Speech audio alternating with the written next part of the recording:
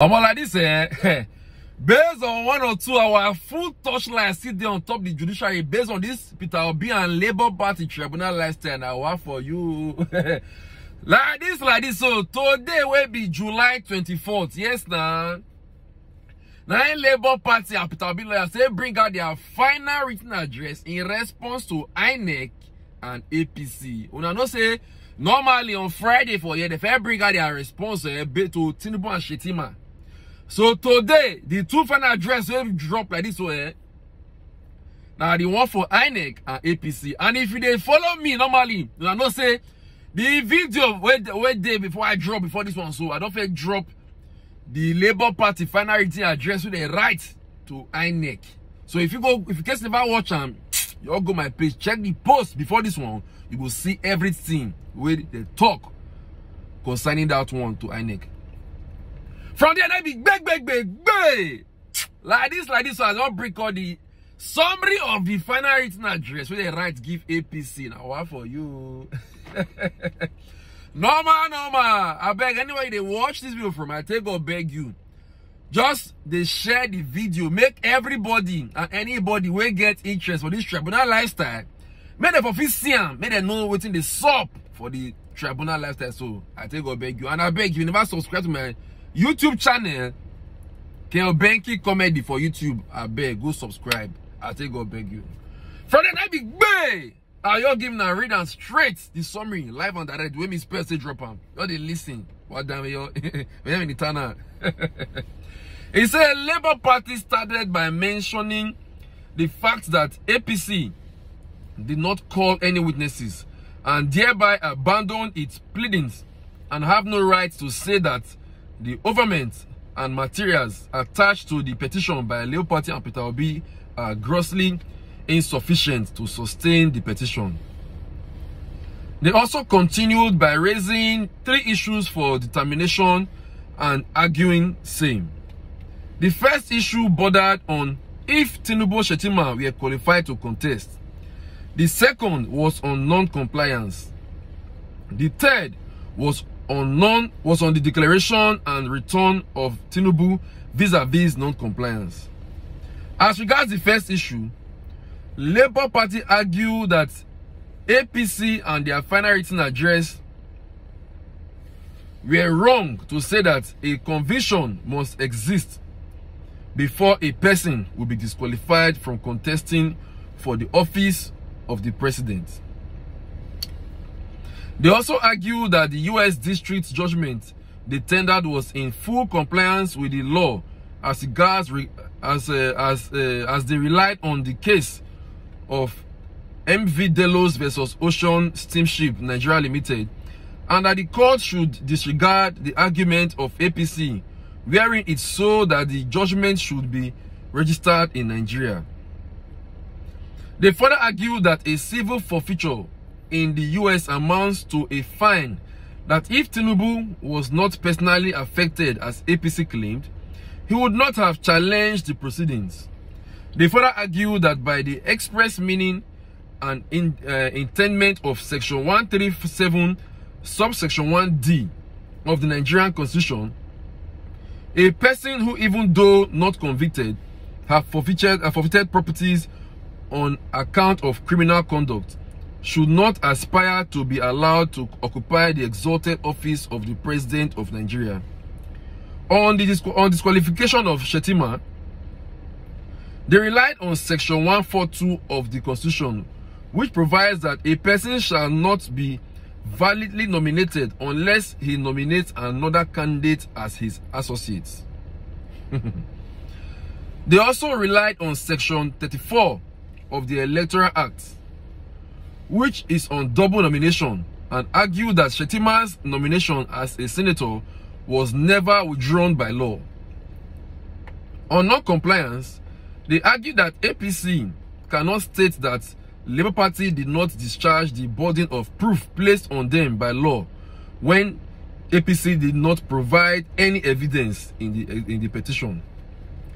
They further argued that the correct position of the law is the one established in the case of Oyetola versus INEC, where the court held that while there is no part in the Electoral Act an INEC guideline that requires the election result of a polling unit should during the polls be transmitted on the spot to the INEC National Electoral Register database.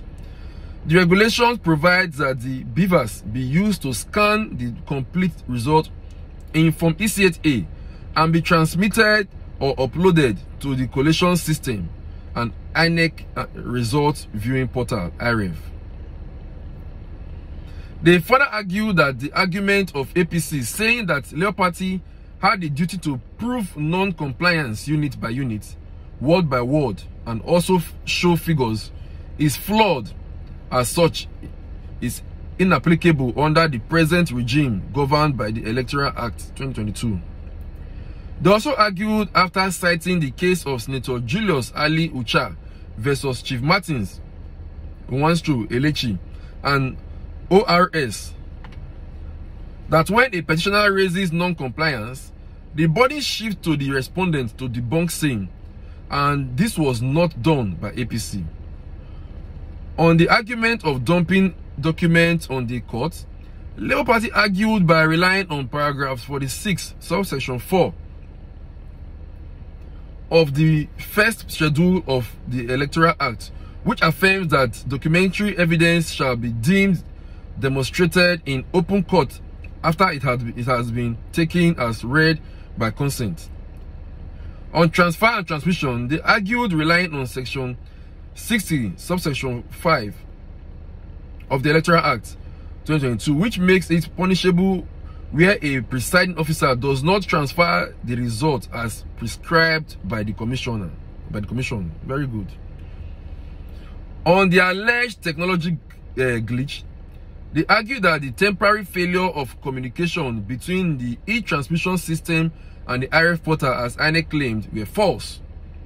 They mentioned that witness PW7 tendered the health status of AWS and the Amazon Web Service Health showed that on the 25th of February 2023, there was no glitch whatsoever.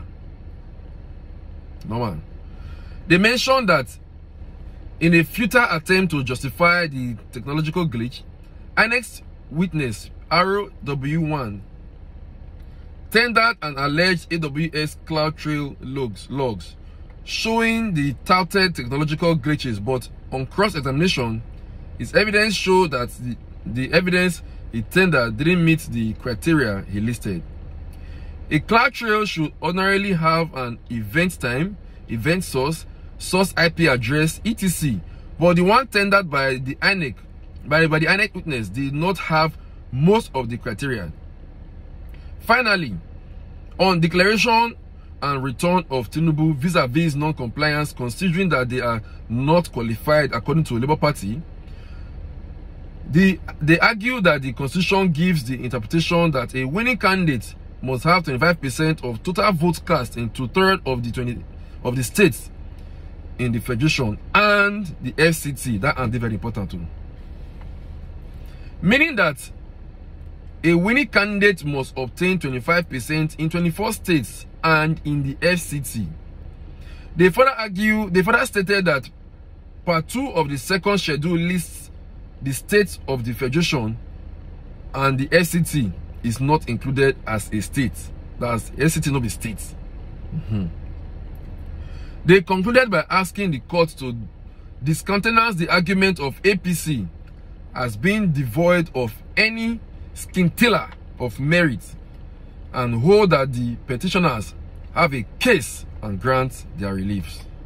So now the final address where Labour Party and Peter Obi lawyers tender to INEC, to APC, be this one. The one for INEC I now dropped before this video. So normal.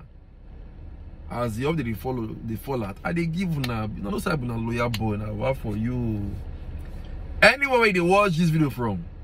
Don't forget saying that Miss Pearls now drop this summary for us. They help us summarize this thing so not what content are given us. So she they try where they deliver a polling unit. So not forget to also share the video. Make everybody will get interest for this tribunal lifestyle. Make them for see them. Make them know what in the stop for the tribunal lifestyle. Anyway, we just thank God for everything.